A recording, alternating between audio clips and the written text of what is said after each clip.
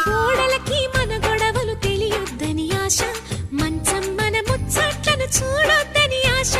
పడకింట్లో పెనవేతలు ఆవాలని ఆశ, డాబాపై దోబూచులు ఆడాలని ఆశ, వెన్నెల్లో తడిశాక వెచ్చంగా మరిగాక, గుణకారం చేశాక ఘనకార్యం జరిగాక,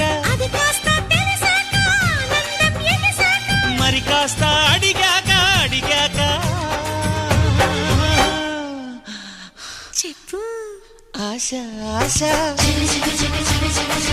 ఆశ దోష తీర్చే ఆశ. ఎన్ని జన్మలెత్తినా ఆడదిగా పుట్టాలని మగవాడై